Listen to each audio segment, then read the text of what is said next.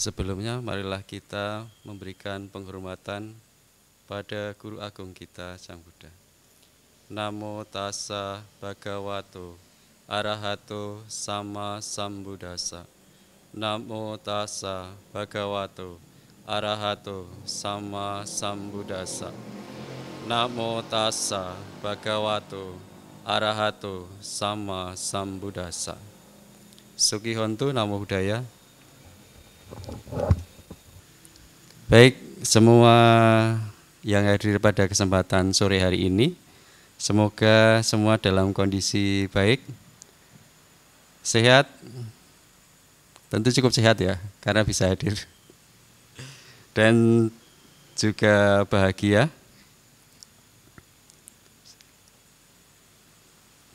Izin untuk para senior ini menyampaikan dhamma, berbicara tentang dhamma dari apa yang telah saya baca dan juga saya dengar.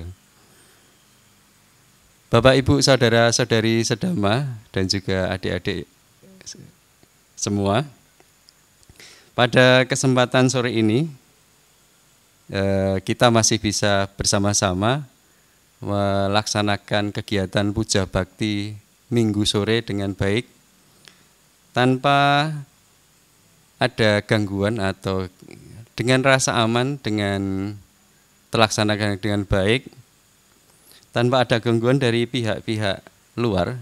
Jadi kondisi cukup aman ya, cukup damai ya. Nah, kondisi yang saat ini ada, kondisi yang cukup aman dan damai ini, semoga bertahan baik.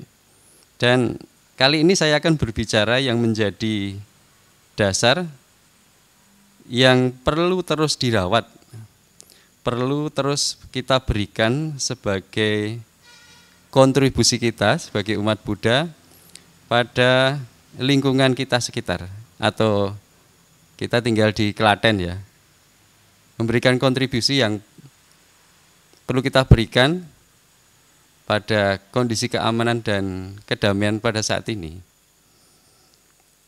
Karena apa yang menjadi dasar ini guna membangun atau bisa membangun untuk hal-hal yang lain atau untuk kemajuan bersama.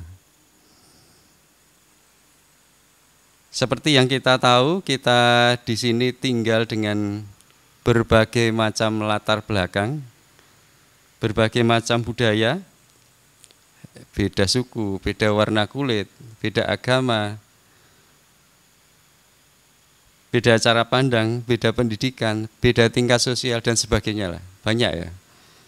Nah, dengan perbedaan itu,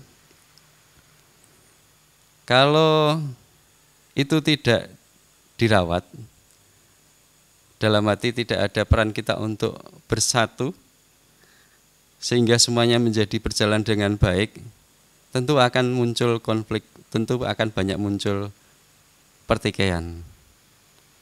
Jelas ya, jadi dengan banyaknya perbedaan itu pasti sangat rawan untuk muncul perselisihan, pertikaian, pertentangan. Seperti ya mungkin tidak banyak beragam pun juga akan muncul konflik. Seperti beberapa waktu yang lalu kita juga melihat adanya perang ya. Di TV itu ada Israel, Palestina ya. Terus sebelumnya ada Rusia sama Ukraina. Kalau di situ kan mungkin ya ada perbedaan sih. Tapi dengan tidak memegang hal yang menjadi dasar, akhirnya muncul perselisihan atau pertengkaran atau besarnya menjadi suatu perang. Nah, dari situ kira-kira kontribusi apa yang menjadi dasar guna menjaga atau merawat kedamaian dan keberagaman dalam kita bermasyarakat ini? Kira-kira apa ini? Toleransi. Kalau saya dalam surat tugas ya, biasa ditugaskan Mas Eko, berkaitan dengan kegiatan yang saya lakukan itu berkaitan toleransi, berkaitan dengan kerukunan dan kesatuan. Nah, jadi itu yang kita sebagai umat Buddha marilah kita sama-sama untuk memberikan kontribusi kita itu merawat kerukunan dan kesatuan. Bapak Ibu saudara-saudari sedama, kalau boleh tahu ini, rukun itu artinya apa toh? Jangan-jangan kita ngomong rukun terus tidak tahu artinya.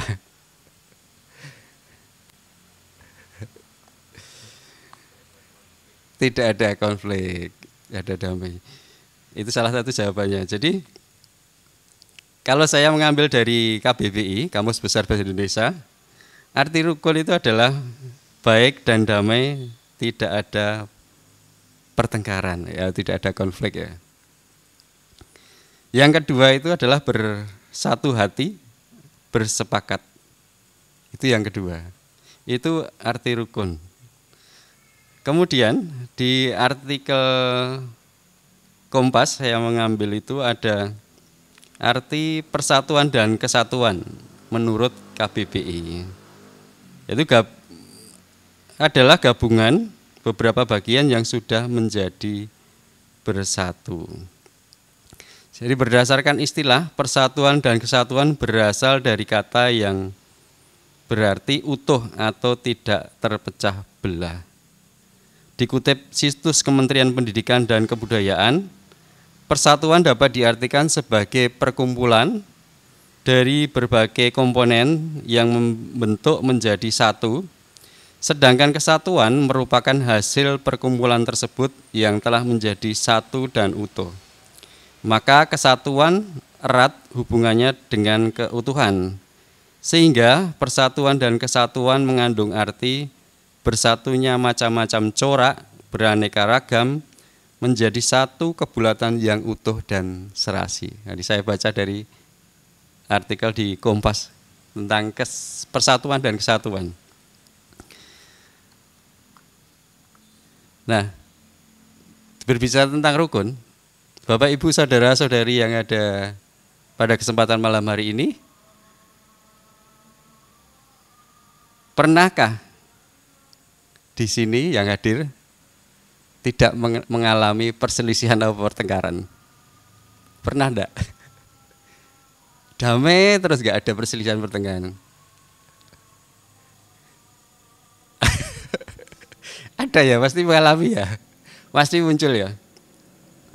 Bertengkar itu kan bisa, kalau kita yang berkeluarga itu kan ada dengan suami atau dengan istri, pernah ya? Dengan orang tua atau dengan anak, terus kemudian dengan kerabat, dengan saudara, itu pasti juga semua itu tidak bisa dihindari, pasti terjadi. Bener ya? Pernah gak Mas Yono? Pernah ya? Yang lain mungkin juga sama, pernah ya? Jadi pasti mengalami pertengkaran. Untuk yang aktif di organisasi misalkan di perkumpulan RT, Mas Paridi juga aktivis di perkumpulan RT ya. Itu pasti ada juga perselisihan. Yang satu pendapatnya begini, satunya pendapatnya begitu, akhirnya ya rame lah gitu ya. Itu dalam hal kecil. Kemudian di lingkungan kerja. Di lingkungan kerja ada atasan dengan bawahan. Wah, ini juga sepertinya juga dialami. Sesama pegawai atau karyawan itu pun juga pernah dialami. Benar ya? Sesama pegawai atau karyawan itu juga terjadi. Sama pegawai akhirnya perselisihan yang muncul itu malah sebenarnya merugikan diri sendiri juga. Karena akhirnya mungkin ada banyak pekerjaan, karena berseteru akhirnya ya mau tidak mau dikerjakan sendiri. Jadi kayak semacam senior dan junior ya, semacam itulah. Nah, demikian juga perselisihan itu sebenarnya yang paling dasar itu dimulai dari diri kita masing-masing. Perselisihan apa? Nah, kita datang ke wihara atau kita belajar dhamma, kalau nggak pernah belajar untuk meredakan perselisihan dalam diri kita, apa itu? Munculnya kilesa dalam diri kita, munculnya kekotoran batin dalam diri kita. Kalau kita tadi mendengarkan karya Niyameta Sutta, Sutta tentang cinta kasih, kita belajar untuk meredakan perseteruan di dalam batin kita masing-masing. Jadi kita datang ke sini paling tidak seminggu sekali melatih batin kita untuk menjadi tenang, menjadi tidak berseteru, dan itu efeknya juga akan bisa berguna di mana tempat kita tinggal. Paling tidak mengurangi pertengkaran tadi dengan suami, istri, anak, orang tua, kerabat, semuanya itulah ya. Kalau mungkin jarang ke wihara ya, meskipun tidak jaminan loh datang ke wihara itu pasti menjadi lebih baik. Tapi paling setidaknya kalau itu kita pengetahuan yang kita dapat kita terapkan, bisa membantu kita melatih kemampuan kita untuk tidak terjadi konflik di dalam diri kita, dalam batin kita. Kira-kira begitu. Jadi Bapak Ibu Saudara Saudari Sedama, ini saya mengambil suatu kisah perseteruan atau pertengkaran yang akan terjadi perang. Kisah ini saya ambil dari seperti di berbicara damai waktu-waktu yang lalu, saya pasti mengambil ke Jataka. Jadi perselisihan atau perseteruan ini antara dua suku, suku Sakya dan suku Kolya. Ceritanya atau kisahnya ada di Kunala Jataka. Dalam kisah itu, Sang Buddha meredakan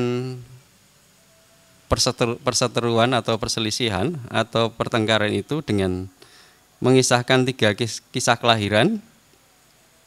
Yang pertama itu Pandana Jataka, kemudian yang kedua Dadaba Jataka, yang ketiga Latutika Jataka. Setelah reda, kemudian Sang Buddha mengkisahkan lagi 2 kisah berkah dari kerukunan atau kesatuan. Yang pertama adalah kisah Ruka Dhamma Jataka dan yang kedua adalah Wataka Jataka. Terakhir dari kisah tersebut, setelah ada cerita berkah, kemudian Sang Buddha memberikan Atta Danda Sutta. Jadi ada 6 berarti ya. Kalau ini diceritakan saat ini kayaknya semua bisa lelap ya. Enggak dengarkan malah jadi lelap semua ya. Karena panjang pastinya.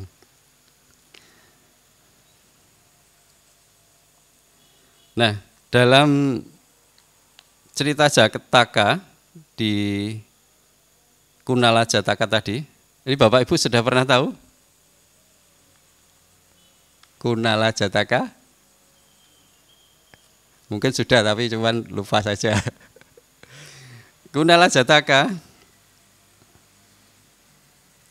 ini diceritakan oleh sang guru ketika berada di dekat Danau Kunala.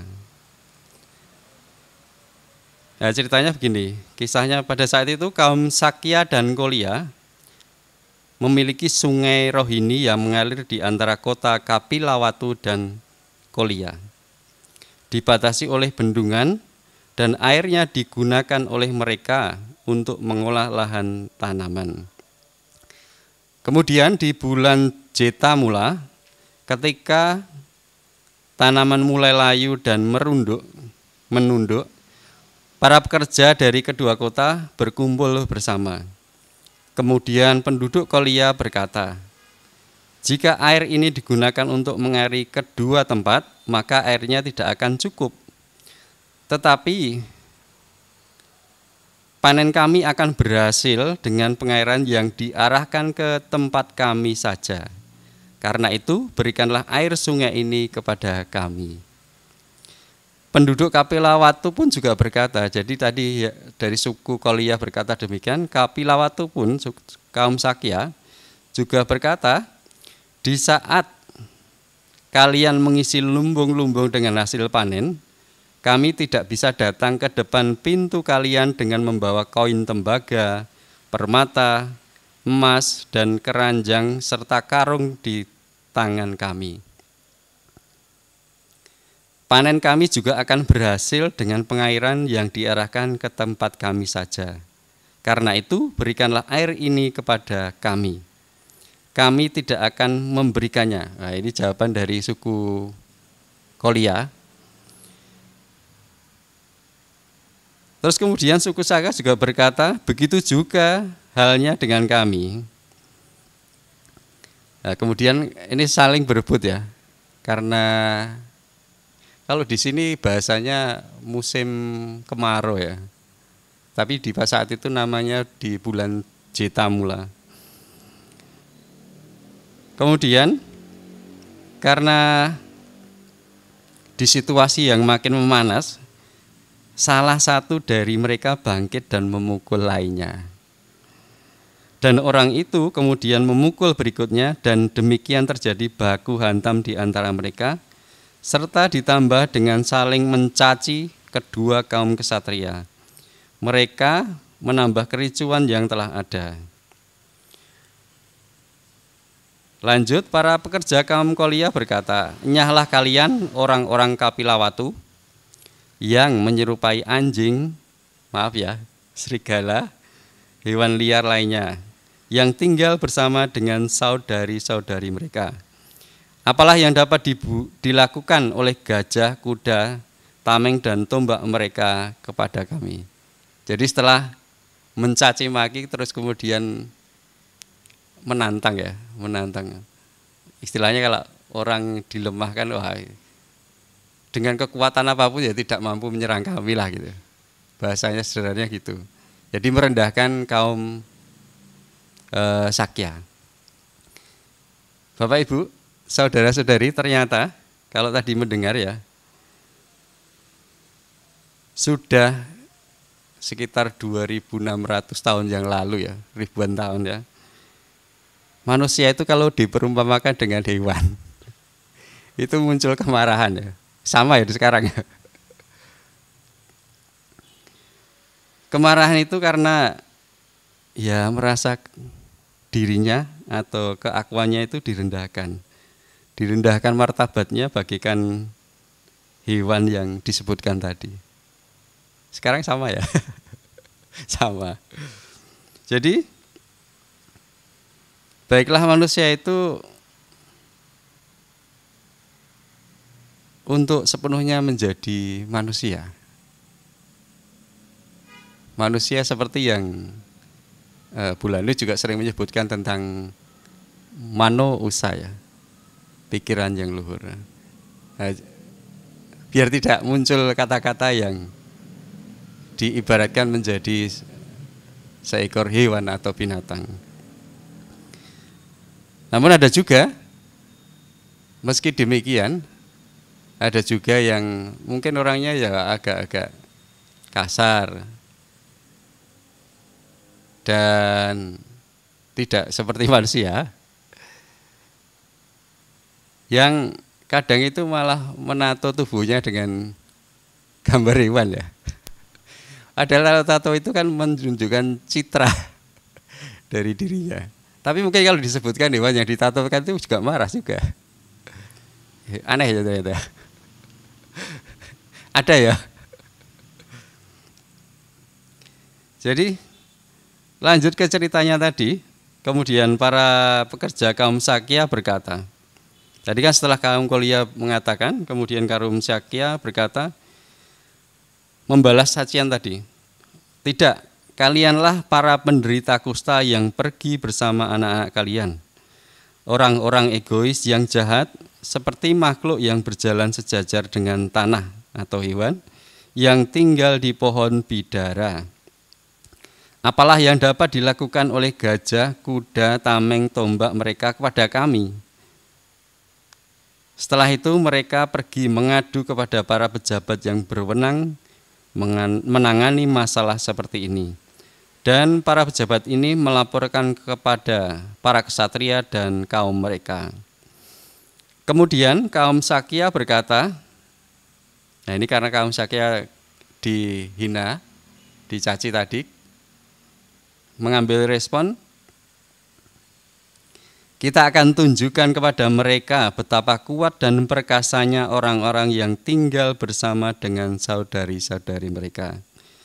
Dan mereka pun berangkat siap untuk berperang Dan kaum Qolia berkata, sebaliknya juga kaum Qolia, kita akan tunjukkan kepada mereka betapa kuat dan perkasanya mereka yang tinggal di pohon bidara.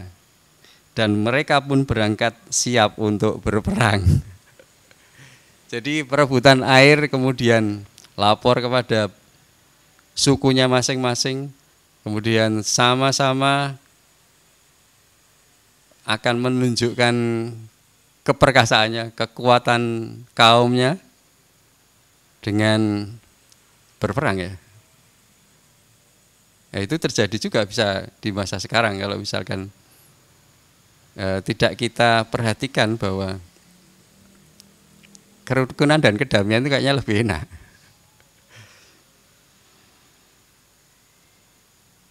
Jadi yang kedua, yang pertama tadi diibaratkan ketika manusia dicaci direndahkan dengan perumpamaan hewan. Yang kedua adalah dicaci diumpamakan seperti penyakit. Itu pun juga marah. Nah, dari cerita tadi itu terjadi pada masa Sang Buddha masih hidup. Betul ya? Jadi pada saat Sang Buddha masih ada pun masih ada penduduk yang tidak puas atau istilahnya tidak menyadari bahwa ada keberuntungan di dalam hidupnya. Pada saat itu hidup menjadi manusia disertai dengan adanya kemunculan Buddha. Kalau sekarang sudah tidak ada. Sebenarnya di saat itu kan juga sudah sangat-sangat beruntung karena kemunculan Buddha itu sungguh jarang terjadi. Seperti yang kita tahu seperti itu ya. Kemunculan Buddha itu sangat sulit. Nah, pada saat itu penduduk yang ada masih aja ada perselisihan, masih ada mau perang. Padahal kehidupan pada saat itu sudah sungguh beruntung. Kenapa beruntung? Karena dengan adanya Sang Buddha, berarti pada saat itu dekat dengan pencapaian ya, dekat untuk terbebas dari penderitaan. Tapi ya karena tidak sadar ya gimana lagi. Karena lebih muncul banyak kilesanya. Itu pada waktu itu. Nah, sekarang tadi kan saya sudah sampaikan bahwa sekarang pernah kita juga menyadari saat ini kita juga beruntung karena saat ini ya sama-sama terlahir menjadi manusia dan masih beruntung bertemu dengan ajaran kebenaran, ajaran Dhamma yang baik yang dan benar. Masih beruntung loh kita masih bisa mendengarkan Dhamma. Karena ya di luar itu juga masih ada Dhamma, tapi juga yang didapat pun juga kadang-kadang tidak baik dan tidak benar. Artinya pada saat ini kita masih berada di wilayah Klaten yang masih banyak kita bisa jumpai, bisa temui Dhamma-Dhamma yang mengantarkan kita untuk lebih baik lagi dalam kehidupan ini. Meskipun dalam kehidupan saat ini kita masih sama-sama belajar atau masih teori ya, masih pariyati, belum sepenuhnya dapat menembusi Dhamma-Dhamma yang ada. Nah, tadi saya katakan beruntung berarti kita mendengar Dhamma yang masih baik dan benar. Di beberapa waktu yang lalu saya berbicara tentang Dhamma itu kan keberuntungan kita itu berada di 0,74%. Apa itu? Nah, jumlah penduduk Indonesia itu kan ada 281.600 juta jiwa. Sedangkan yang saat ini dalam tanda kutip beragama Buddha itu hanya sekitar 2.100.000 saja. Berarti sekitar kita berada di lingkaran 0,74% itu. Kecil ya, tapi masih beruntung. Seperti dalam Dhammapada itu ada Kico Manusa Patilabo, Kicang Macanang Jiwitang, Kicang Sadama Sawanang, Kico Budanang Upadoti. Sungguh sulit untuk dapat diliharkan sebagai manusia, sungguh sulit kehidupan manusia, sungguh sulit untuk dapat mendengarkan ajaran benar. Begitu pula sungguh sulit munculnya seorang Buddha. Ya, tadi ada kata untuk mendengar saja itu sudah sungguh sulit. Ya. Kalau sekarang kita bisa datang ke wihara, bisa mengakses ajaran kebenaran, itu sudah sangat-sangat beruntung karena mendengar saja itu sulit. Dalam satu penduduk, saya di kelurahan, kayaknya cuma ada 3 atau 4 orang. Mungkin yang lain ya sama lah, nggak jauh beda.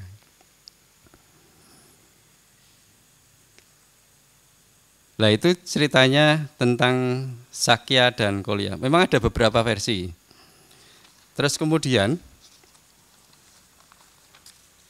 lanjut ke kisah tadi.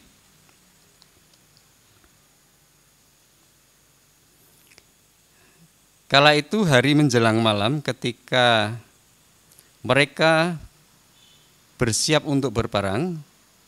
Pada waktu itu yang terberkahi sedang berada di Sawathi, dan ketika meninjau keadaan dunia, beliau melihat kedua kaum ini yang berangkat siap untuk berperang. Ketika melihat ini, beliau mengetahui apakah jika beliau pergi ke sana, maka perseteruan akan reda atau tidak. Kemudian beliau memutuskan, saya akan pergi ke sana dan memadamkan perseteruan ini. Saya akan menceritakan 3 kisah, setelahnya perseteruan akan reda, kemudian setelah menceritakan 2 kisah kelahiran lagi, untuk memberitahukan tentang berkah dari kerukunan, saya akan mengkhotbahkan Atta dan Dasuta kepada mereka. Dan setelah memberikan khotbah tersebut, orang-orang dari kedua kota tersebut masing-masing akan memberikan 250 pemuda kepadaku dan akan menahbiskan mereka menjadi biku dan akan terbentuk satu kumpulan yang banyak. Nah, ini baru dengan penglihatan Sang Buddha pada saat itu. Nah, ketika beliau akan pergi ke perseteruan yang ada di Sungai Roh ini tadi, yang terjadi adalah terjadinya kedamaian atau perseteruan dapat didamaikan.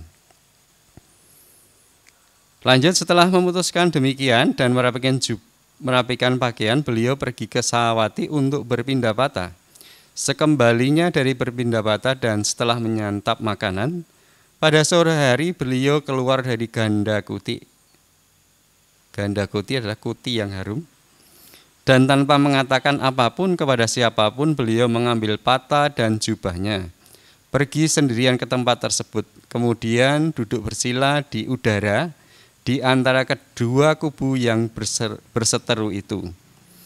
Melihat adanya suatu kesempatan untuk mengejutkan mereka, untuk membuat atau menerangi kegelapan, beliau duduk di sana mengeluarkan sinar biru dari rambutnya.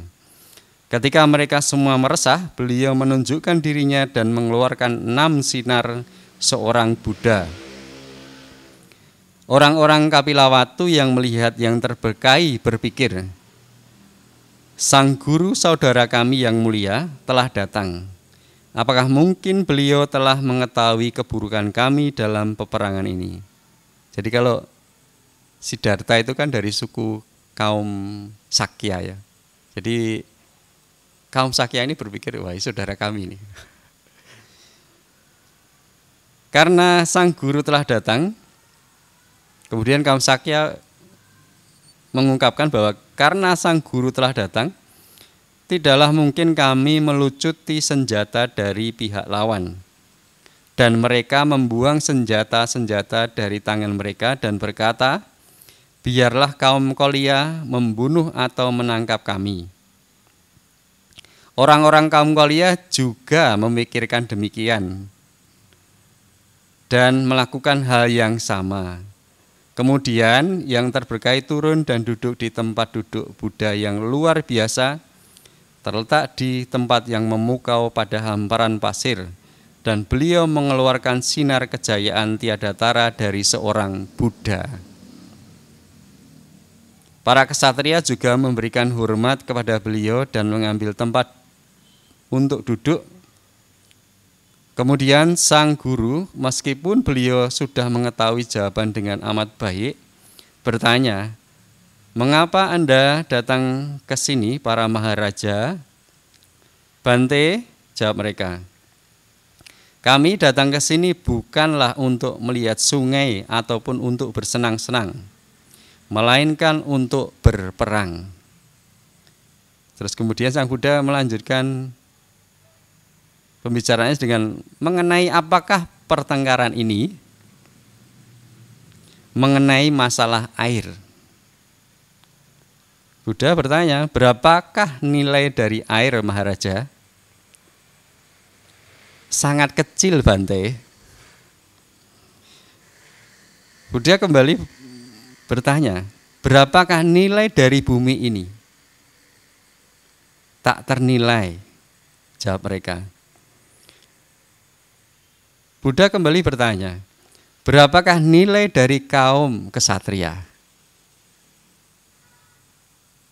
Mereka juga sama, tak ternilai, dijawab mereka. Jadi, mengapa disebabkan oleh air yang sangat kecil nilainya, Anda sekalian hendak saling menghancurkan kaum kesatria yang tak ternilai Maharaja? Jadi kadang-kadang itu dalam keseharian juga sama loh. Kadang yang diributkan, yang diramaikan itu ya hal-hal sepele yang tidak berguna sebenarnya. Tapi lebih besar perangnya atau bertengkarnya daripada nilainya itu.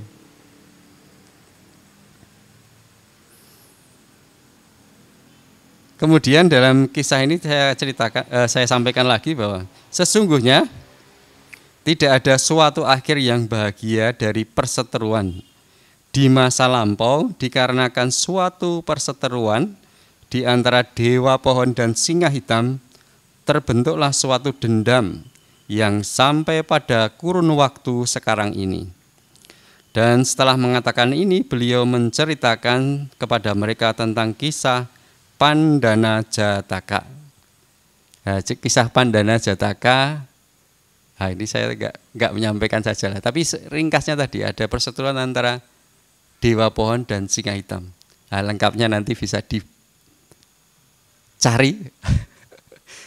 kan biar ada kegiatan membaca. Ada penasaran kisah Pandana Jataka seperti apa? Bisa sekarang lebih gampang, aksesnya di internet lebih mudah. Ada di Samagipala ada kisah Pandana Jataka. Kemudian beliau berkata, seharusnya tidak ada para pengikut yang membabi buta seperti ini. Di masa lampau, sekelompok hewan berkaki 4 yang panjangnya mencapai 3 yojana di daerah pegunungan Himalaya saling mengikuti satu sama lain menuruti perkataan dari seekor kelinci untuk terjun ke samudera yang luas.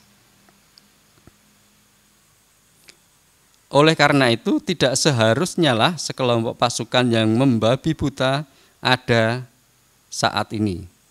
Setelah berkata demikian, beliau menceritakan kisah Dadaba Jataka. Nah, kisah Dadaba Jataka nanti juga bisa dicari di Samagipala.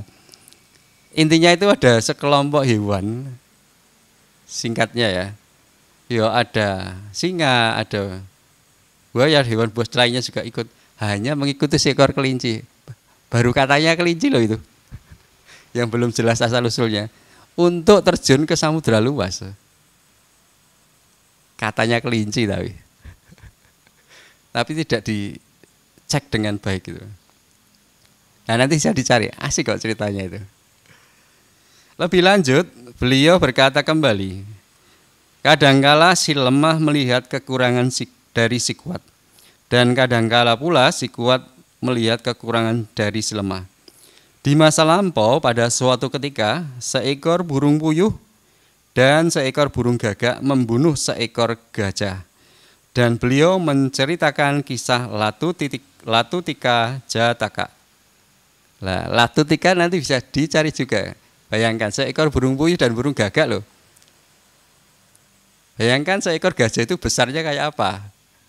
Tapi bisa ditumbangkan oleh mereka, puyuh sama gagak. Ada ceritanya di Latutika Jataka. Demikianlah untuk memadamkan perseteruan itu, beliau menceritakan 3 kisah kelahiran. Dan untuk menjelaskan tentang berkah kerukunan, beliau menceritakan 2 kisah kelahiran lainnya lagi. Itu, jadi setelah kisah-kisah kehidupan Jataka itu berarti kehidupan masa lampau Sang Buddha. Ada 3 kisah, kemudian lanjut lagi Sang Buddha menceritakan berkah dari kerukunan. Ada 2 kisah. Nah, tadi ada kata, saya mengambil lagi. Ada kata membabi buta. Masih sering dengar ya di masa sekarang ya, membabi buta. Pernah dengar? Pernah ya? Membabi buta itu kira-kira apa ya? Jangan-jangan pernah dengar tapi ya mungkin kira-kira saja. Tapi mungkin benar dugaannya. Jadi kalau kita lihat itu selain binatang buas, yang paling ditakuti adalah babi. Karena bukan ia memangsa orang, namun jika kita berhadapan dengan babi di satu hutan itu, babi itu menubruk apa saja. Ngawur kok ya. Sak ngawur-ngawur itu. Dalam Kamus Besar Bahasa Indonesia ada kata membabi dan membabi buta. Kata pertama, membabi itu bertingkah seperti babi, dan kata kedua adalah melakukan sesuatu secara nekat, tidak peduli apa-apa lagi. Wes. Makanya jangan sok-sokan. Ngawur pokoknya nggak tahu, pokoknya nggak dipikir risiko, nggak dipikir apa, pokoknya wasal aja itu ya. Ntar dikatakan membabi buta juga mau. Jadi kedua kata tadi memiliki kedekatan makna, yaitu menyamai perilaku babi yang jorok, tak peduli resiko yang dihadapinya. Jadi hendaknya kita jangan membabi buta, tapi kalau kita sering ke wihara itu juga sering mendengarkan kata datang dan buktikan ya. Hipasiko. Jadi tidak asal-asalan ikut-ikutan, tidak asal ikut apa yang ada di, kalau kita sekarang ikut grup WA juga ada, kecuali Pak Putu nggak ikut grup WA. Itu kadang kita melihat ada video atau gambar yang narasinya itu kadang tidak sesuai. Pernah ya? Video sama atau gambar itu kadang narasinya beda dengan kenyataan yang ada. Dan itu diteruskan, di forward kemana-mana. Sampai sekarang itu masih ada seperti itu. Nah makanya perlu kita cek informasi yang sebenarnya, cari dengan seksama apakah betul narasinya seperti itu, apakah betul kejadiannya seperti itu.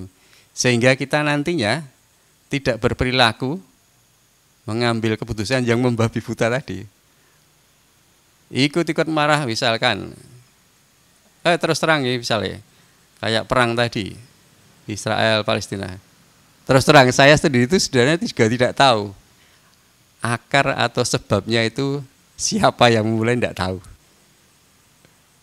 Tapi yang terjadi, ya banyak negara yang ikut-ikutan.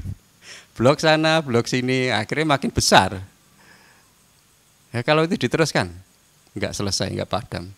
Malah justru menambah jumlah orang yang bermusuhan ya, atau negara yang bermusuhan. Padahal tidak cek sebenarnya itu seperti apa. Nah, cuman beritanya aja seperti itu. Aslinya, wong tinggalnya aja udah jauh. Wong kadang, kalau di kota besar di Jakarta, tetangga sebelah aja nggak tahu tetangganya kalau meninggal. Kejadian seperti apa kadang nggak tahu. Jadi apa nggak tahu. Apalagi kayak yang di luar negara yang jauhnya melewati pulau-pulau, melewati lautan. Sok tahu.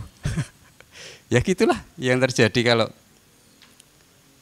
tanpa kita membuktikan yang sebenarnya. Nah, ya kita beruntung juga kita belajar untuk ehipasiko. Ya, datang dan buktikan. Tidak asal kata jarene. Gitu ya. Jadi setelah orang yang berkeyakinan, para kesatria itu berkata, jadi saya melanjutkan kisah tadi, seandainya guru tidak datang tadi, kami pasti telah saling membunuh dan menimbulkan terjadinya banjir darah. Berkat sang gurulah kami masih hidup sekarang. Seandainya guru menjalankan kehidupan sebagai manusia biasa, maka daerah kekuasaan berupa 4 pulau besar atau benua, ditambah 2000 pulau kecil lainnya akan jatuh ke tangannya. Dan beliau pasti memiliki lebih dari 1000 orang putra, serta dikelilingi oleh kelompok-kelompok kesatria. Akan tetapi beliau meninggalkan semua kejayaan ini dan melepaskan keduniawian mencapai pencerahan. Baiklah sekarang biarlah beliau juga dikelilingi oleh pengikut berupa kelompok kesatria. Maka masing-masing kaum kesatria tersebut memberikan kepadanya 250 orang kesatria. Nah, lanjut kisahnya Kunala Jataka tadi, pertengkaran kaum Sakya dan Kolya, akhirnya dengan datangnya sang guru, pertengkaran selesai. Dan masing-masing dari kaum mereka memberikan 250 orang. Jadi berjumlah 500 dari keduanya. Kisahnya sebenarnya masih panjang, tapi saya potong sampai sini saja, sampai pertengkaran selesai, kemudian memberikan 250 orang dari masing-masing kaum. Kisah Kunala Jataka nanti juga bisa dicari. Cerita lengkapnya panjangnya seperti apa di Kunala Jataka. Nah, itu perselisihan perebutan tentang air. Kalau zaman sekarang dulu saya waktu masih kecil itu juga ada itu seperti itu. Perebutan tentang air, mengairi sawahnya. Jadi waktu itu juga ada upaya untuk, ya karena sulit air, terus kemudian sistem irigasi yang sekarang kan sudah banyak diperbaiki, ada bendungan, ada dibangun waduk-waduk ya. Fungsinya untuk mengatasi kelangkaan air untuk para petani. Nah, waktu itu pada zaman dulu saya waktu masih kecil tuh ada kayak gitu. Dan bahkan itu kadang hal itu ya dipikirnya kalau malam itu mengambil air, yang lain nggak dapat ya, bisa nggak ketahuan. Ternyata yang lain juga sama. Lainnya juga mencoba membendung air dan mengalirkan ke sawahnya juga pada waktu malam. Nah, ternyata keributan itu nggak hanya pada siang hari, tapi ya malam hari terjadi. Itu waktu yang lalu loh. Jadi 2600 tahun yang lalu lebih sampai sekarang itu ya masih ada juga yang terjadi seperti itu. Berebut apa? Ya air yang nilainya tadi lebih kecil ya dibandingkan dengan kesatria, atau kalau sekarang ya hidup manusia itu sendiri.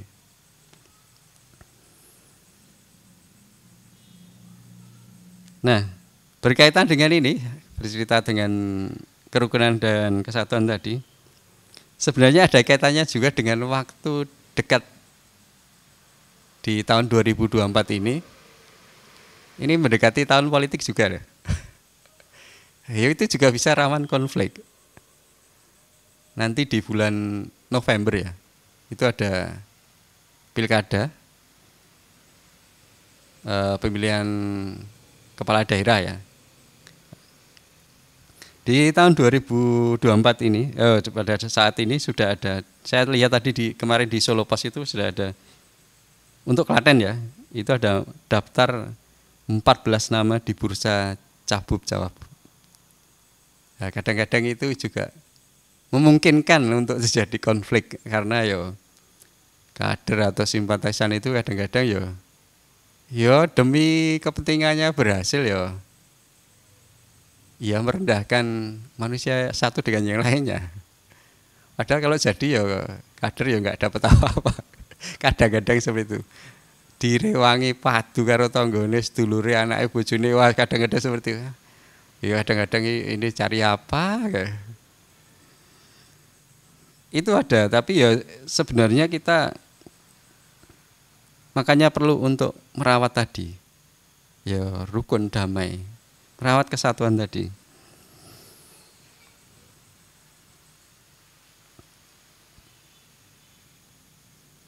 Nah, dengan kisah tadi setidaknya bisa menjadi perenungan kita masing-masing. Jadi betapa berharganya kehidupan yang kita miliki sekarang ini. Hidup yang kita punya sekarang ini itu sangat berharga. Daripada dipakai untuk perdebatan, perebutan hal yang tidak jelas, yang kita di sini juga sebenarnya juga sama-sama tahu bahwa apa yang direbutkan atau diperdebatkan ketika dicapai itu sebenarnya yang ada di dunia ini itu kan anicca tidak kekal ya. Jadi yang didapat sesuatu yang tidak kekal, apakah itu menyenangkan? Apakah itu kebahagiaan?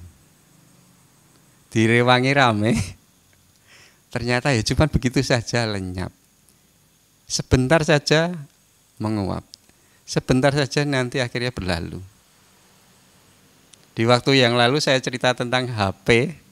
Wah, pas rasa dapat beli HP baru, kadang tersenggol sedikit lecet, kayak serasa ikut lecet itu ya.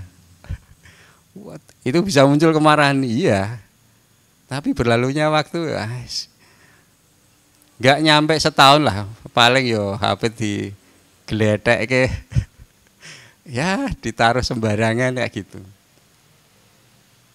Padahal marahnya tadi mungkin mengakibatkan perselisihan yang menyisakan dalam waktu yang cukup panjang. Apakah itu kebahagiaan? Nah, kita semua tahu bahwa di dunia ini semuanya bersifat anicca, tidak kekal.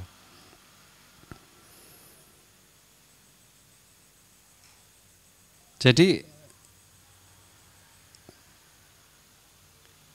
milikilah waktu yang ada itu untuk hal-hal yang lebih berguna atau bermanfaat daripada perdebatan atau pertikaian. Hidup yang ada itu gunakan dengan baik. Nah, tadi setelah pada akhir kisah, belum berakhir, tapi setelah kaum Sakya dan Kolya memberikan 250 orang, dari keduanya akhirnya menjadi jumlah 500. Kemudian sang guru mengisahkan lagi berkah dari kerukunan. Tadi ada 2 kisah. Saya akan meneruskan kisah ini, tapi hanya mengambil satu saja. Ada di Ruka Dhamma Jataka. Kisahnya,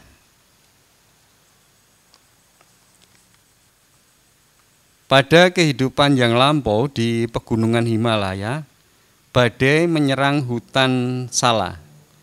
Namun karena pepohonan, semak belukar, dan tumbuh-tumbuhan menjalar lainnya di hutan tersebut terjalin erat satu sama lain, Badai tersebut tidak bisa menumbangkan sebatang pohon pun, hanya berlalu tanpa bahaya. Namun, sebatang pohon besar yang berdiri sendirian di halaman, walaupun pohon itu mempunyai banyak batang dan cabang, mereka tidak bersatu dengan pohon lain. Badai mencabut pohon tersebut dan melemparkannya ke tanah. Karena itu sangat pantas jika kalian juga tinggal bersama dalam kerukunan dan kesatuan.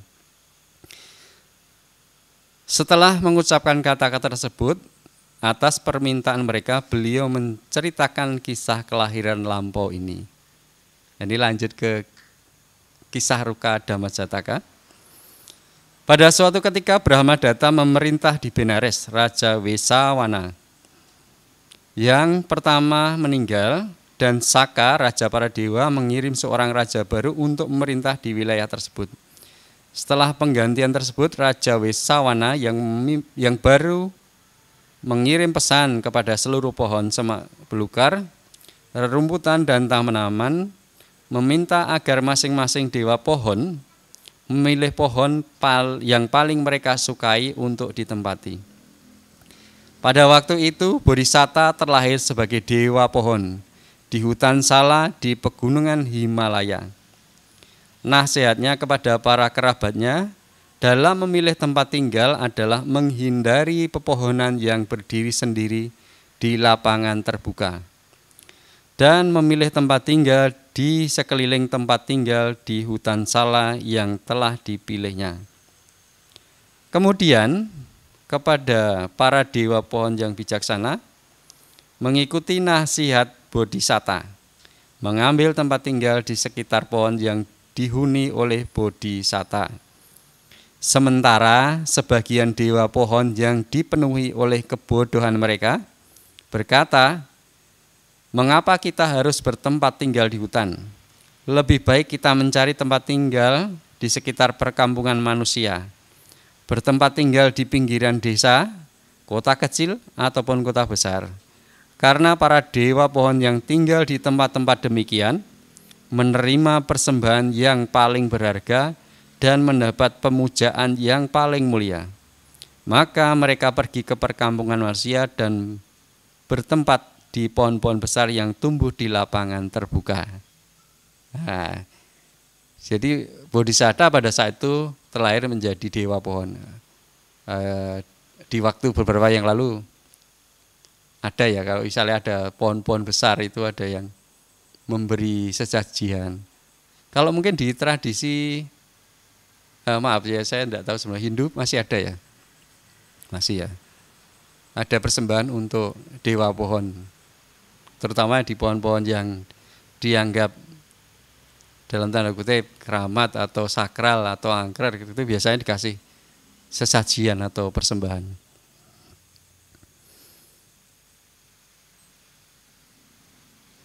Lanjut ke kisahnya, suatu hari muncul sebuah badai besar yang menyapu negeri tersebut.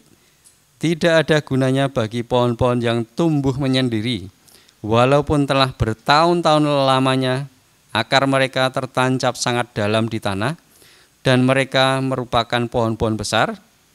Cabang-cabang mereka patah, batang-batang mereka juga patah, dan pohon itu sendiri tercabut dan terlempar ke tanah oleh badai tersebut. Saat badai melanda hutan Sala yang pepohonannya saling terjalin, amukan badai hanya sia-sia saja, karena serangan itu tidak mampu membuang sebatang pohon pun terlempar. Ya, kalau di hutan pasti terjalin itu. Jadi pohon yang tidak berindria pun menjalin antara satu dengan yang lain. Jadi lebih kuat ketika ada badai besar pun ya tidak masalah ya.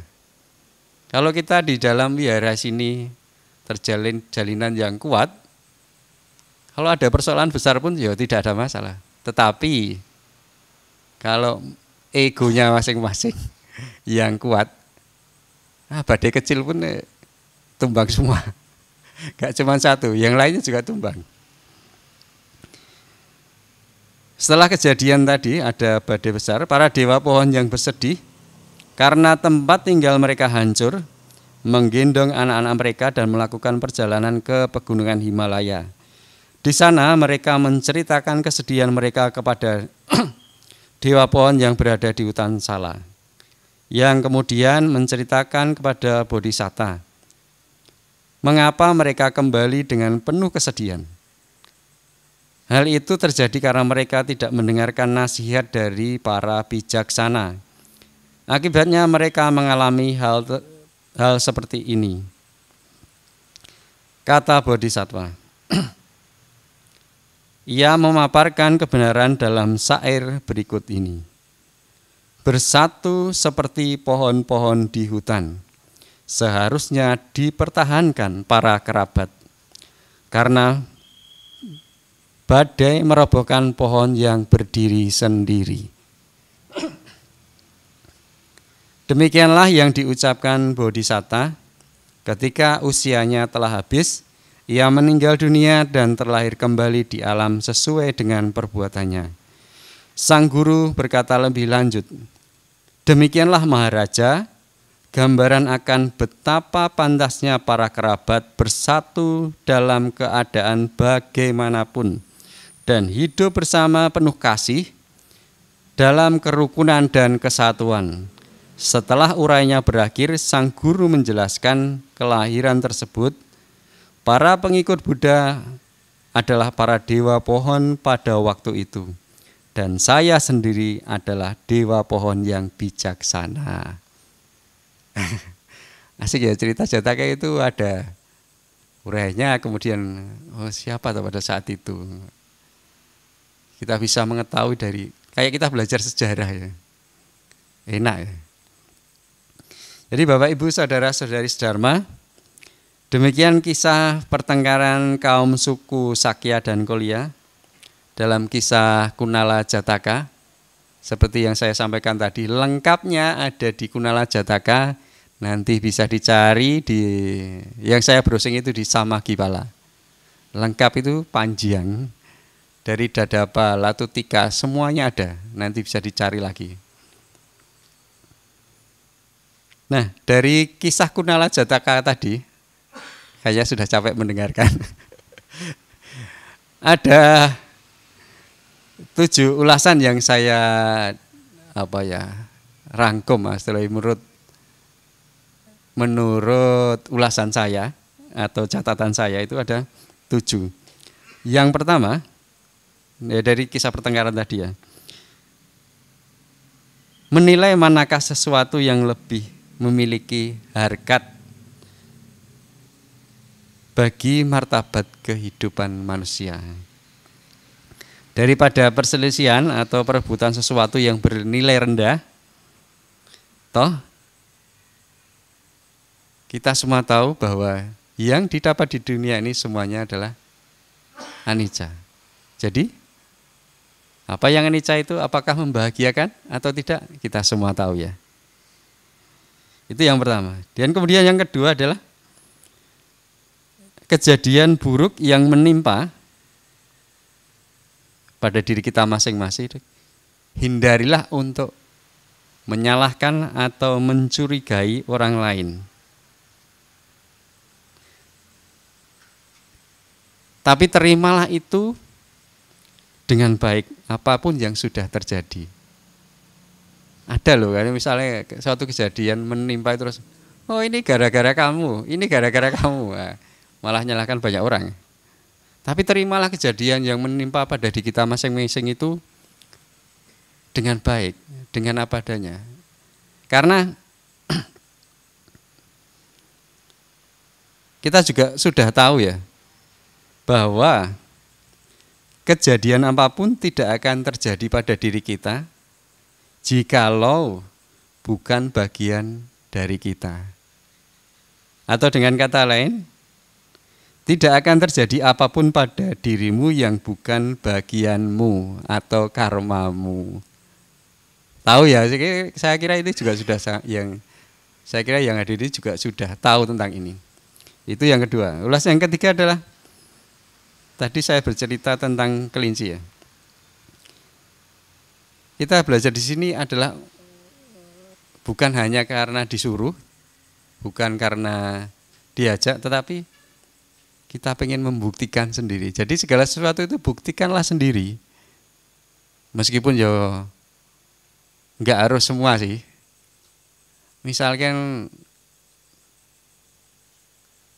hal yang sederhana membuktikan kalau api itu panas ya nggak usah ikut dibakar. Kalau kebakaran rumah seperti apa ya nggak usah ikut-ikutan lah, sudah tahu ya. Tapi setidaknya kita dari tahu yang kecil, terus kemudian kita cek dengan kebenarannya dengan saksama, kita bisa memutuskan suatu tindakan itu secara bijaksana. Jadi kita setelah mendapatkan data-data yang lengkap, kenyataan yang ada, akhirnya keputusan itu saya kira tidak akan membuat kita sengsara. Keputusan itu tidak akan membuat kita mengalami penderitaan atau mengalami hal yang buruk. Karena ketika semua itu berdasarkan kenyataan, kebenaran yang ada, pasti hasilnya juga akan menjadi benar. Tetapi ketika mengambil sesuatu hanya katanya, jarine, hasilnya ya jadinya ya jarine, pasti juga akan keliru, juga akan salah. Dan ya penderitaan yang akan didapat karena bukan dari kenyataan atau kebenaran yang ada.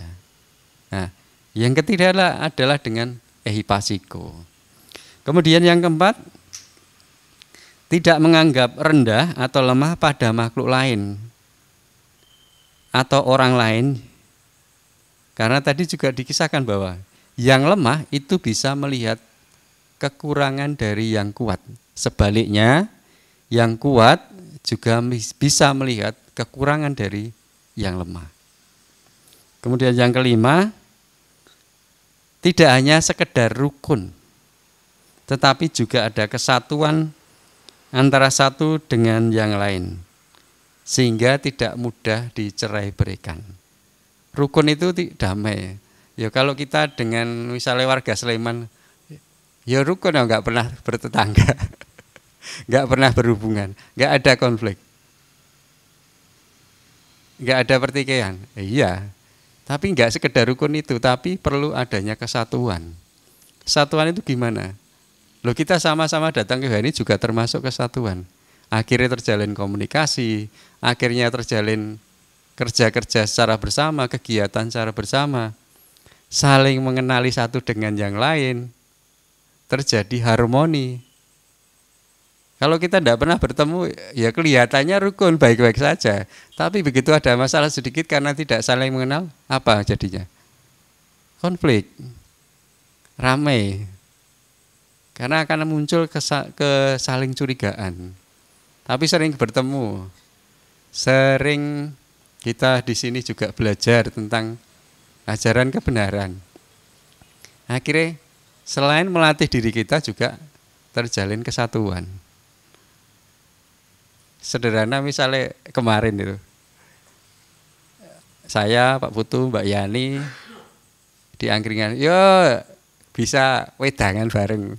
Pak Putu iso ngentekke apa Pak Putu? Asik gitu loh. Nah, itu adalah suatu bentuk kesatuan. Yang lain pun saya kira juga mengalami hal itu untuk membuat kesatuan atau menjalin harmoni dengan lingkungan kita. Kalau kita tidak pernah kumpul ya itu tadi, kecurigaan yang muncul. Kelihatannya baik-baik saja, kelihatannya. Tapi tidak ada kesatuan loh itu. Terus kemudian yang keenam adalah melatih kesadaran, menyadari bahwa keberadaan hidup di masa saat ini itu sangat beruntung. Jadi melatih kesadaran kita untuk tidak lari ke masa lampau, hal yang menyenangkan waktu lampau, ataupun lari kepada kehidupan yang akan datang, yang belum jelas terjadi. Jadi sikap itu paling sederhana dengan merasa puas dengan yang dimiliki. Itu juga paling tidak seminggu sekali mendengar kata itu ya. Ya 2 minggu sekali lah. Merasa puas dengan yang dimiliki. Terus kemudian yang 7, ini saya mengutip dari Samodamana Jataka. Tadi tidak saya ceritakan dan juga tapi masih ada kaitannya dengan kerukunan. Tidak ada keselamatan bagi mereka yang suka bertengkar. Telah tiba bagi mereka untuk tidak mampu mengangkat jaring. Jaring itu bisa persoalan, bisa masalah, bisa suatu pekerjaan besar atau berat. Itu secara bersama-sama lagi. Dengan demikian saat kehancuran mereka telah datang. Nah, kisah di Samodamana Jataka ini kisah sekelompok burung puyuh yang lepas dari jeratan tangkapan jaring. Kalau kita sekelompok bisa lepas dari persoalan atau permasalahan, yaitu juga karena adanya kerukunan dan kesatuan. Nah, demikian tadi kisah Kunala Jataka.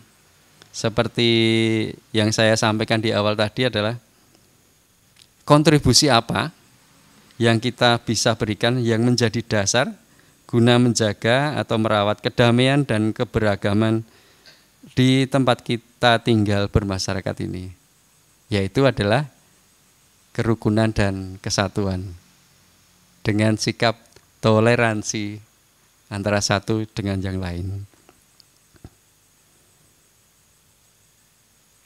Ketika itu dikembangkan dalam kehidupan sehari-hari, 7 hal tadi, mungkin paling tidak dimulai dengan kita datang ke wihara tadi, melatih, menenangkan batin dari pertikaian, perseteruan di dalam batin kita masing-masing. Soalnya kedamaian atau ketenangan itu tidak bisa hanya diharap saja, tapi butuh latihan, butuh upaya untuk bisa terampil meredakan perseteruan di dalam batin kita, meredakan gejolak pertikaian, kilesa atau kekotoran batin dalam kita. Kalau diharap saja, saya kira tidak bisa. Harus ada latihan, harus ada upaya untuk kalau kita ke wihara paling tidak seminggu sekali kita bermeditasi. Kalau di rumah mungkin tidak meditasi, paling tidak seminggu sekali melatih batin untuk tenang, melatih batin untuk damai, melatih untuk meredakan kemunculan kekotoran batin kita. Kalau sudah terampil, tentu kita akan semakin mampu, semakin bisa untuk mengendalikan kehidupan kita ke arah yang lebih bahagia.